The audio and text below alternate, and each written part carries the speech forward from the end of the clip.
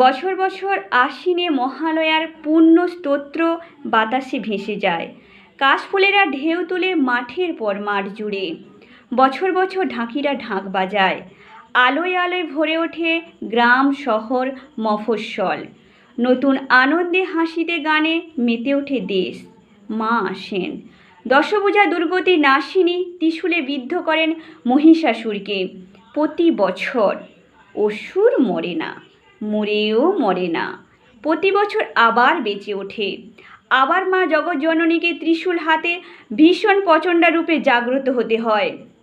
আবারও মহিষাসুরের বুকে গেঁথে যায় ত্রিশূল, তবু মরে না অসুর।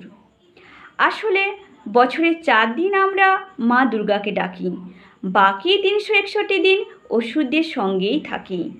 তাদের সামনে আমরা মাথা নিচু করি, তাদের আস্ফালনকে আমরা ভয় পাই, তাদের ধ্বংস ও সন্ত্রাসকে আমরা সমীহ করি, তাদের ভয়ে আমরা কুঁকড়ে থাকি।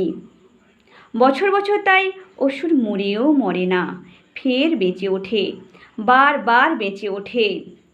পাড়ায় গ্রামে মহল্লায় শহরে নগরে বন্দরে মাঠে প্রান্তরে আমরা পুজো করি না, উৎসব করি। আমরা মন্ত্র বলি না, উল্লাস করি। আমরা হৃদয় দিয়ে দেবীকে আহ্বান করি না। মনের গ্লানি আর পাপকে নতুন জামা কাপড়ে ঢেকে রাখি। তাই প্যান্ডেলে প্যান্ডেলে বছর বছর প্রতিমা আসে, মা আসেন না। তাই অসুরও মরে না। নমস্কার।